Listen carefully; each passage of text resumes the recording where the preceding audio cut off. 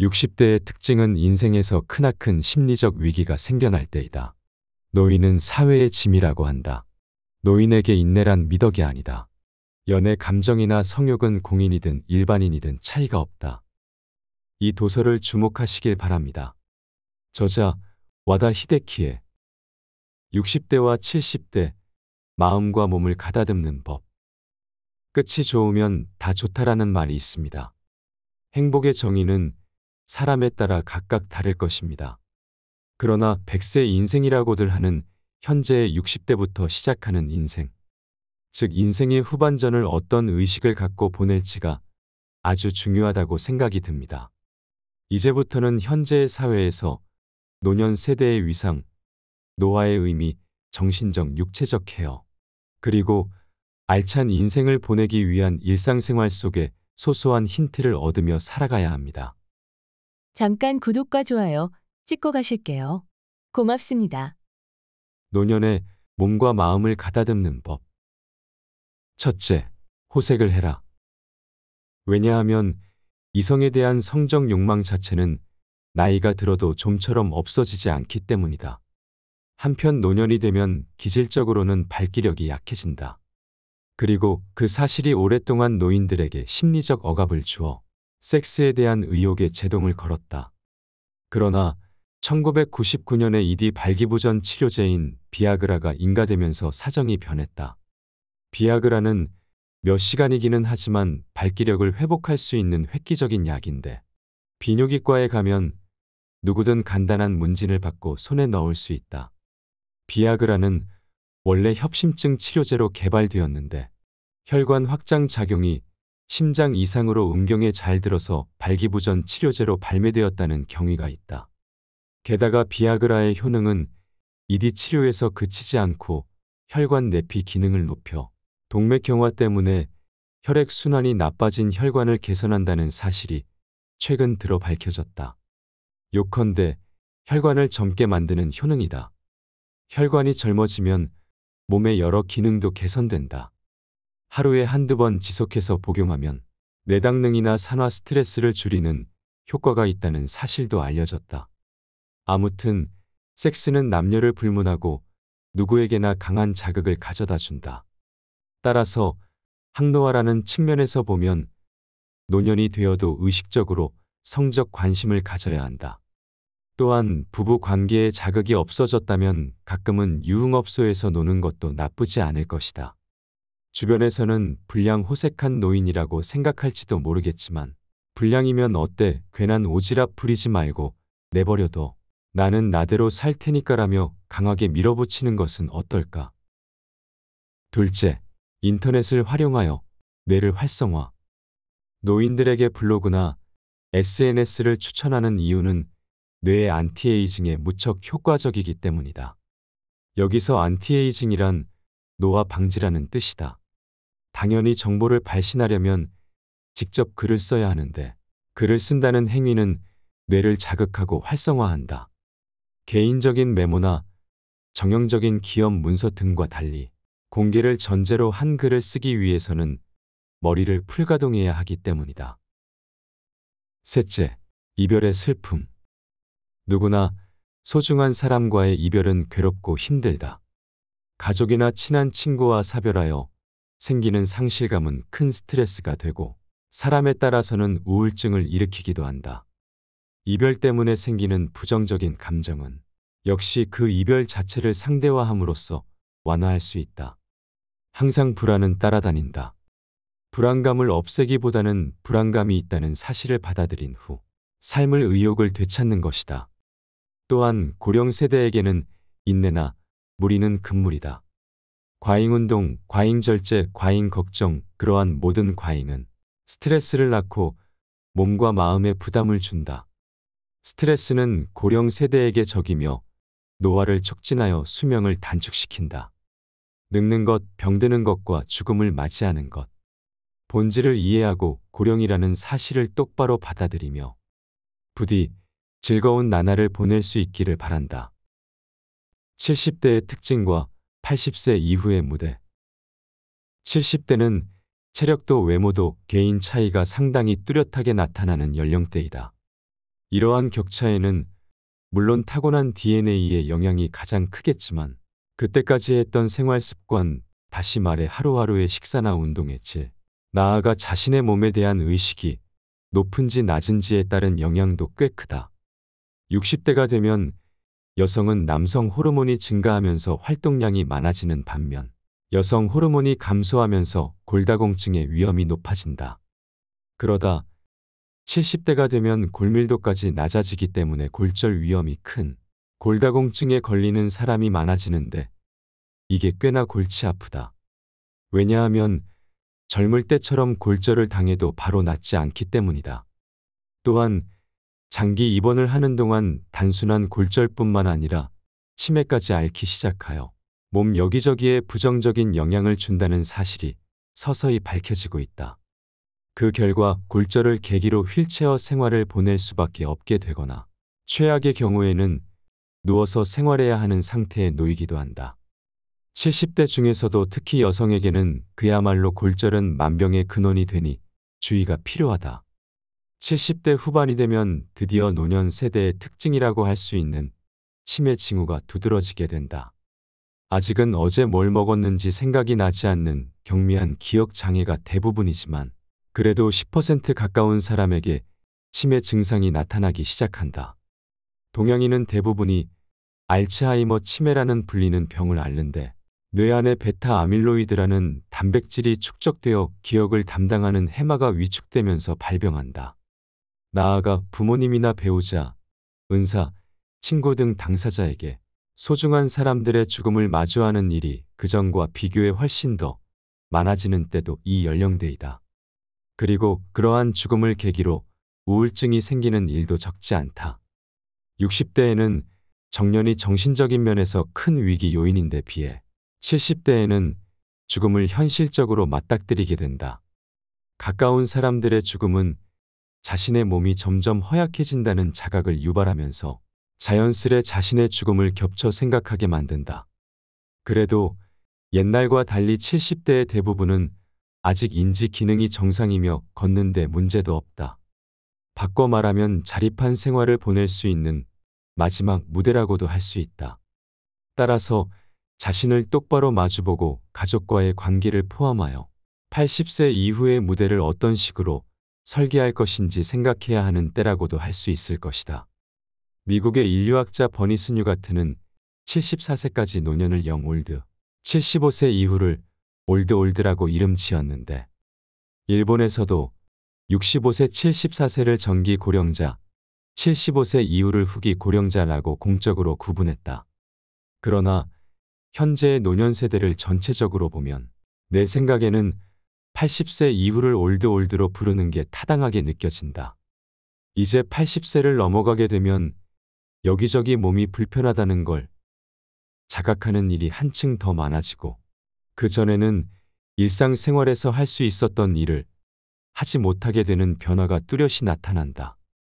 또한 치매를 비롯하여 암, 뇌경색, 심근경색, 폐렴 등의 발병률이 높아지기 때문에 타인에게 어떠한 지원을 받아야 하는 때이기도 하다.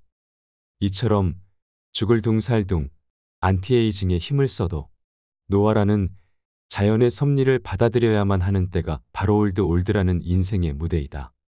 이 무대에서는 무엇보다 마음을 평온하게 유지하는 것이 아주 중요하다. 그러려면 누구에게나 평등하게 찾아오는 노화와 병, 그리고 그 후에 오는 죽음을 받아들이는 정신이 필요하다. 끝이 좋으면 다 좋다라는 말이 있다. 행복의 정의는 사람에 따라 각각 다를 것이다. 그러나 100세 인생이라고들 하는 현재 60대부터 시작하는 인생, 즉 인생의 후반전을 어떤 의식을 갖고 보낼지가 아주 중요하다고 나는 생각한다. 70대 폭주 노인의 분노. 젊은 시절에는 그런 적이 없었는데 말이다. 이러한 부정적인 감정은 점점 심해지면 짜증이 일상으로 자리 잡게 되어 무슨 일에도 신경질을 내고 나아가 지속되면 병적인 상태가 된다. 게다가 폭언을 내뱉거나 심할 때는 폭력을 휘두르기까지 한다. 소위 말하는 폭주 노인인데 70대에 많이 보인다고 한다. 그리고 폭주 노인의 분노는 때때로 자신보다 약한 사람이나 편의점 아르바이트생, 병원의 여성 간호사, 구청 직원 등에게 향하기 때문에 걷잡을 수 없는 미움바지가 되고 만다. 나이가 깡패라는 말을 들어본 적이 있을 것이다. 이렇듯 아무도 이런 노인이 되고 싶지는 않을 것이다. 애당초 폭주 노인이 늘어난 이유에는 노인들을 둘러싼 사회 환경도 큰 몫을 하지 않을까 생각한다. 아무튼 전두엽의 기능 저하는 자연스러운 섭리라고는 하지만 나이가 들어 순식간에 일어나는 분노를 제어하기가 완전히 불가능한 것은 아니다. 아마 EQ라는 말을 들어본 적이 있을 것이다. EQ란 미국의 심리학자 피터 셀러베이 교수와 존 메이어 교수가 제창한 개념인데 이를 심리학자인 다니엘 골먼이 넓혔고 타임지가 IQ와 대비되는 감정의 지능 지수로서 소개하여 널리 퍼졌다. 인간은 누구나 늙는다. 생각과 행동, 몸과 마음, 어느 것 하나 버릴 수 없는 중요한 영역이다. 노년의 시기를 보낼수록 사소한 것에 민감하거나 예민해지기 마련이며 때로는 내려놓거나 받아들이는 연습 혹은 변화에 있어서 누구보다 과감한 결단을 통해 내가 추구하는 삶의 방식과 목적성을 명확히 하는 연습을 통해 삶의 주인의식과 주도성을 놓지 말아야 한다. 나이를 먹는다는 것은 축복이며 세월 속에서 얻고 배운 경험적 가치는 그 무엇과도 바꿀 수 없는 소중한 자산이다. 이를 부정적으로 폄하하거나 편견적 시선으로 볼 필요도 없는 것이다.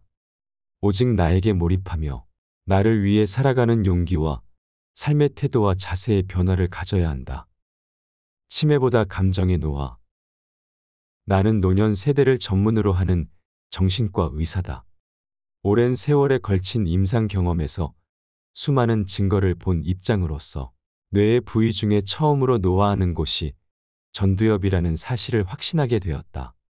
노화 때문에 뇌가 변화할 때는 기억력이 쇠퇴했다고 해서 해마가 가장 먼저 위축되는 것이 아니라 전두엽이 더 빨리 위축된다는 점이 의외였다.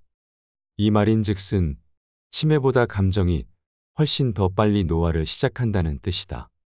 또한 나이가 들면서 체력이나 지력은 점점 떨어지지만 경험으로 미루어 봤을 때 감정이 더 빨리 쇠퇴한다는 사실도 알았다. 전두엽은 뇌의 부위 중에서도 가장 늦게 성숙하면서 가장 빨리 노화한다. 이르면 40대부터 노화가 시작된다. 그리고 해를 거듭하면서 의욕이나 창조력, 판단력 등이 감퇴하고 감정 억제가 힘들어진다. 그 진행 정도가 개인에 따라서 차이가 있겠지만 감정이 노화하면 일반적으로 사소한 일에 신경질을 내거나 스스로 무언가를 하려는 의욕이 감퇴하는 등의 변화가 생긴다. 의욕이 감퇴하면 타인이 있든 말든 혼잣말을 하거나 옷매무새를 신경 쓰지 않거나 쓰레기를 쌓아두거나 방이 더러워도 내버려 두거나 요리를 한 후에 그릇을 그대로 싱크대에 두기도 한다. 한마디로 말하자면 만사가 귀찮아지는 것이다. 어느 60대 중반의 남성, 자기만의 고민 해결법. 아주 드물기는 하지만 소외감이나 고독감을 느끼지 않는 사람도 있다. 스스로 소외를 당해서 고독하다고 생각하지 않는 한 고독과는 인연이 없는 것이 당연한 이치이다. 그는 중독까지는 아니지만 술을 좋아한다. 일상생활에서 특별히 남들과 잘 어울리지 못하는 건 아니지만 대체로 술은 혼자서 마신다고 한다.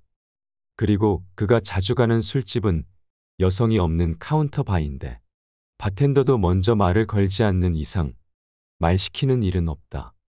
그의 표현을 빌리자면 손님을 내버려 두는 요컨대 손님과 적당한 거리감을 유지하는 술집이다.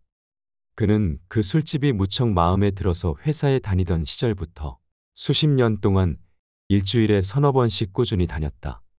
혼자 카운터에 앉아 술잔을 기울이면서 그날 하루 있었던 일들이나 마음에 걸리는 일을 생각하기도 하고 옛 추억이나 그리운 사람들을 떠올리며 향수에 잠긴다. 심각한 걱정거리나 불안이 있을 때는 가능하면 손님이 많은 큰 대중 술집에서 술을 마시는 게 최고라고 덧붙인다. 익명성이 있어서 마음이 편안하달까, 낯선 사람들 속에 있으면 고독을 느낄 수 있으며 주변에 모르는 사람이 많을수록 고독감은 한층 깊어진다고 한다. 인생에는 가까운 사람을 포함해서 타인에게 상담을 해도 해결되지 않는 고민이라는 게 있다. 그럴 때는 의도적으로 고독한 상태를 먼저 갖춘 다음 울적한 마음이 들더라도 고민과 마주한다고 한다. 철저히 혼자서 해야 한다.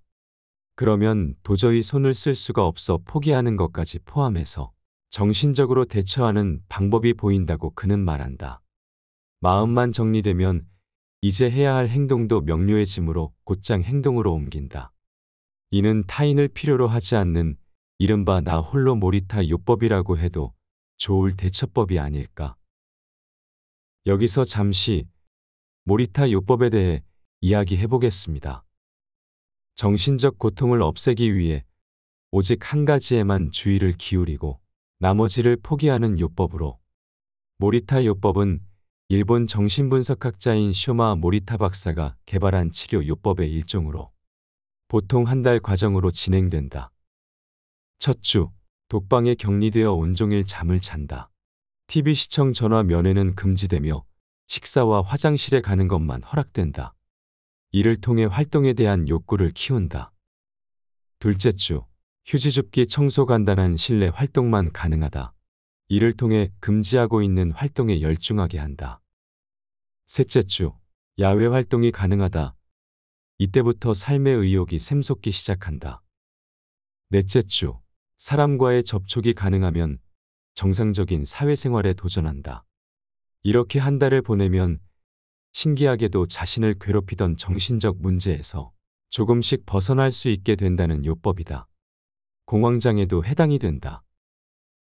노년 세대의 책임으로 몰고 가는 것. 약자에 대한 차별과 공격이 만연하고 결과적으로 강자만을 위하는 사회가 돼가고 있다. 확실히 격차 사회가 나타나면서 젊은 층의 빈곤율이 높아진 것은 사실이다. 그러나 그것은 노년 세대의 책임이 아니라 잘못된 정치의 결과일 뿐이다. 저출산 고령화 사회를 만든 것 역시 노년 세대의 책임이 아니다. 이렇게 되면 사회에 대한 불만의 화살을 보통은 정치가에게 돌리는 게 정상인데 왜인지 그렇게 하지 않고 노년 세대에게 책임을 전가한다는 점에 문제의 뿌리가 단단히 박혀 있다. 현재 사회에는 세대와 세대가 분단된 노약 상황이 나타나고 있다. 물론 지금까지도 세대 간의 단절은 있었다. 요즘 애들은 노인들은 생각이 꽉 막혔어라는 말은 각 세대 사람들이 흔하게 말하는 문구다. 그러나 지금까지는 각 시대를 배경으로 한 이데올로기나 가치관의 차이에서 세대 간 단절이 생긴 것이지 결코 나이가 들었다는 것 자체를 증오의 대상으로 삼았던 적은 없었다. 아이러니하게도 이러한 사회는 다름 아닌 부와 권력을 쥔 한 줌의 노년 세대들이 주도하고 있다. 그들은 같은 세대 대중들의 마음에 전혀 공감하지 않으며 대부분의 가난한 젊은이들 또한 그들의 안중에는 없다. 정말이지 최악이다. 노년 세대가 소년기일 때. 노년 세대가 소년기일 때 도시에서는 가난한 살림살이지만 다들 지붕이 달린 집에 살았고 하루 세 끼는 먹으며 살았다. 그리고 학용품이나 옷은 손이 형제자매에게 물려받아 썼고 옷이 찢어지면 기워 입는 것이 당연했다. 또한 도시에 사는 사람들도 집안에 욕실이 없어서 공중목욕탕에 다녔다. 대학생이 되어도 대부분의 학생들은 욕실도 없는 1.5평에서 2평짜리 방이 딸린 집에서 살았다. 그러나 흥미롭게도 노년 세대들에게 물어보면 그 당시에는 아무도 가난하다는 사실조차 느끼지 못했다고 한다. 지금의 젊은이들은 믿기 어렵겠지만 사실이다. 왜냐하면 다른 사람들도 모두 똑같았기 때문이다. 공동체에서 이러한 집단 심리는 매우 흥미로운데 사회가 우리에게 어떤 존재인지 생각할 때 시사하는 바가 있다. 공정한 경쟁 환경 속에서 개인의 노력과 창의력을 갈고 닦아서 부를 얻는 것은 무엇 하나 잘못된 일이 아니라고 생각한다. 그러나 그 부는 시장이라는 이름에 일반 대중이라는 존재가 있었기에 얻을 수 있었던 것이다. 따라서 성공한 사람이 얻은 부의 일부를 세금이라는 형태로 대중에게 환원하는 것은 당연한 일이 아닌가. 60대의 은퇴자들의 한 말씀 드리자면 정년이 되기 전에는 일을 그만두면 이것도 하고 저것도 해야지 하면서 계획을 세우는 사람이 많다.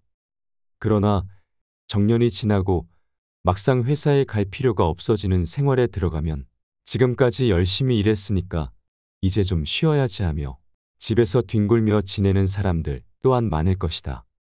이제야 스트레스 받던 나날들에서 해방되었으니 일주일 혹은 한 달 정도는 소파에 누워 텔레비전을 보는 것도 나쁘지 않을 것이다.